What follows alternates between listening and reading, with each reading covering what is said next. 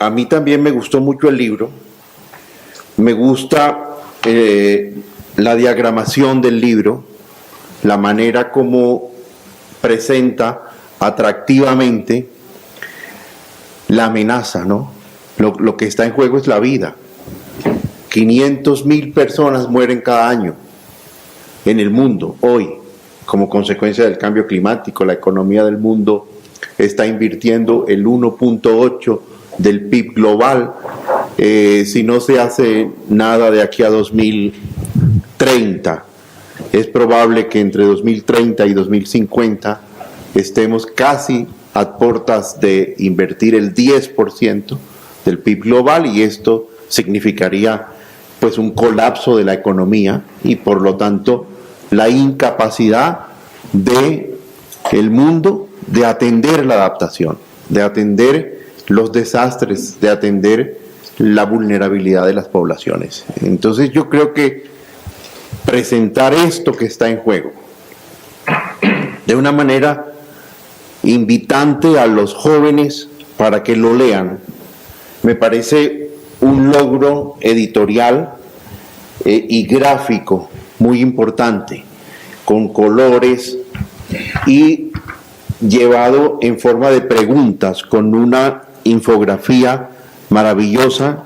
en estas páginas, y presentado de manera muy pedagógica y muy didáctica la primera parte, digamos las dos primeras partes del libro que supongo que es lo que se retoma del año 2009 y que cuenta la historia de qué es este problema, de qué es el cambio climático, de por qué estamos aquí, etc.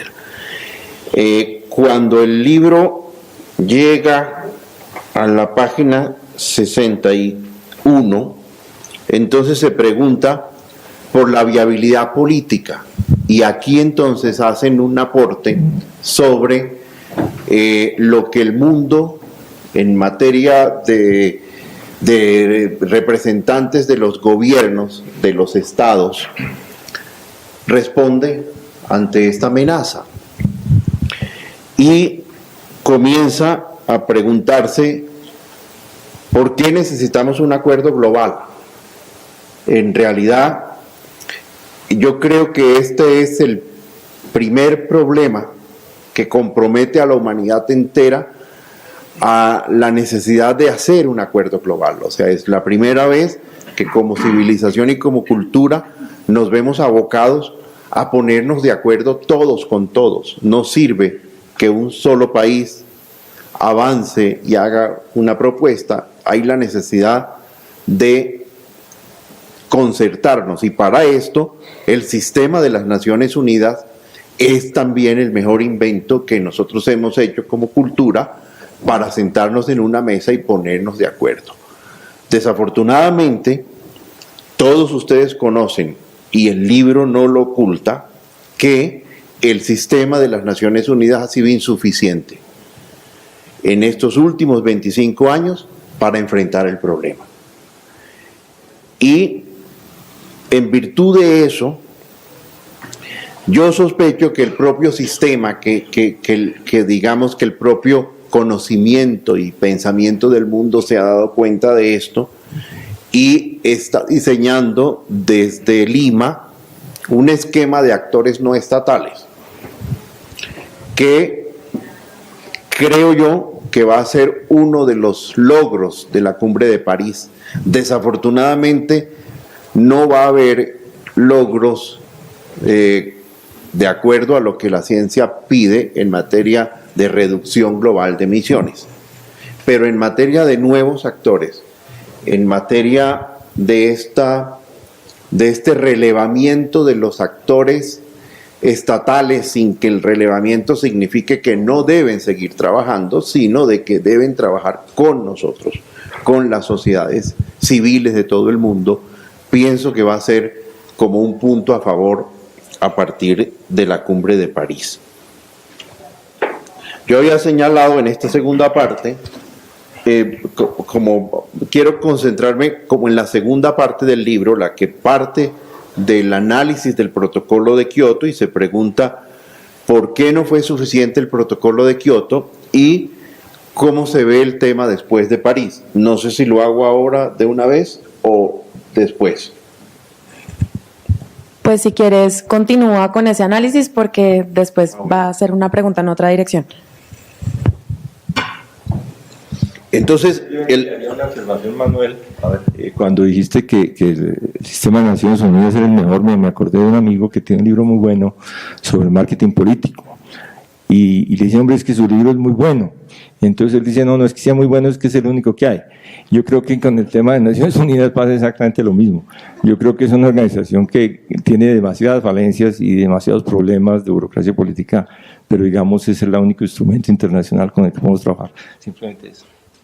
Bueno, entonces, ya para terminar con la primera parte del libro, que me parece que es ilustrativa, sobre todo para estudiantes, yo quiero decir que yo voy a recomendar este libro como libro guía en mis clases de la Universidad del Rosario, que justamente ahora vengo de una reunión con el decano que promete al aula mutis, al claustro, ¿a la qué? Aula máxima. No es la aula máxima, el claustro mutis, a donde hay medicina.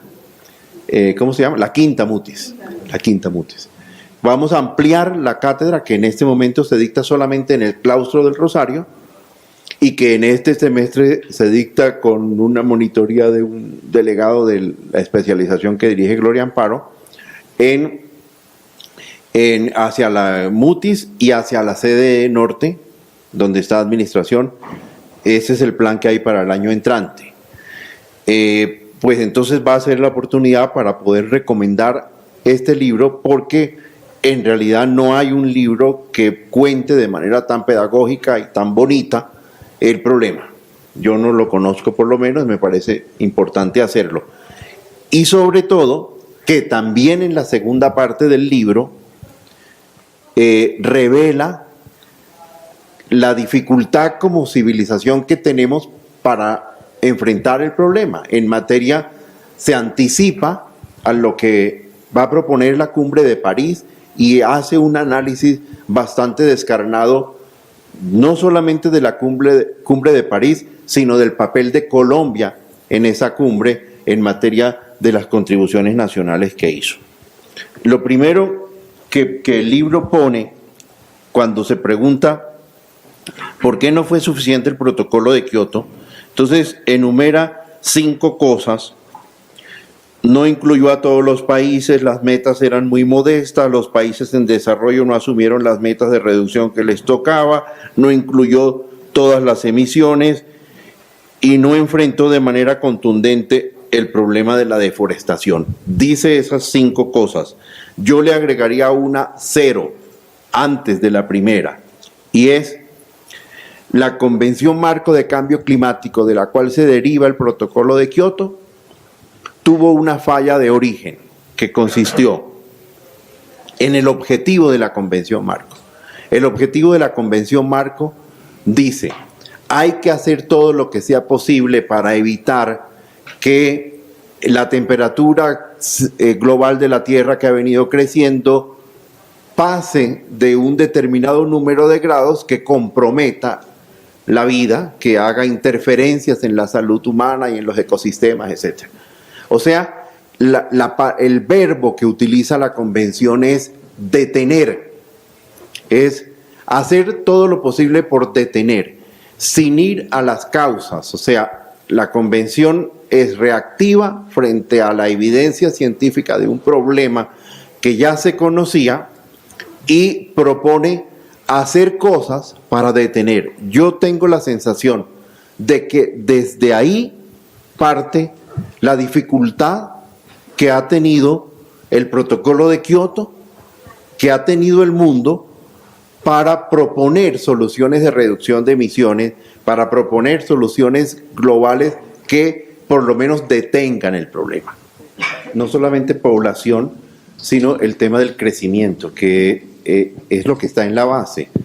Nosotros pues, creímos que este era un planeta infinito y con base en eso inventamos todo el desarrollo y todo el progreso. Y nos olvidamos de que un griego, Eratóstenes, había medido esto y había llegado a la conclusión de que esto solamente tenía 509.000 kilómetros cuadrados. Y desde ahí parte lo que Gilberto decía, que la compatibilización del desarrollo con el crecimiento y con el impacto ambiental y con el cambio climático es el hijo de la crisis ambiental global de los años 60 y de alguna manera él es también el hijo de haber creído que con el desarrollo sostenible de 1992 íbamos a resolver la crisis ambiental global de 1960 y nos dimos después cuenta que no fue posible hacer eso y que no solamente no fue posible resolver esa crisis ambiental, sino que al no ir a las raíces y al formular una convención marco de cambio climático sobre las consecuencias y no sobre el tema de las raíces, permitimos que creciera el cambio climático global. Hasta los límites que hoy amenazan la vida. Y volviendo al tema de esto, aquí el libro lo trae en palabras de Rajendra Pachauri, que era el presidente del panel intergubernamental de científicos. Él dice: nadie está hablando sobre un cambio en el estilo de vida, un propósito ineludible si pretendemos luchar contra el calentamiento global. Cuando entonces ponen el pensamiento de Pachauri, que toca lo que el presidente Bush arguyó como elemento central para retirarse del protocolo de Kioto. Bush, que pasó, no, sino el papá de dijo: no, Estados Unidos no ha venido aquí a cambiar los estilos de vida, a negociar sus estilos de vida. Evidentemente, no solamente Estados Unidos no cambió los estilos de vida desde 1992, sino tampoco China, que copió los estilos de vida capitalista y los mejoró, y hoy es más emisor de dióxido de carbono que Estados Unidos.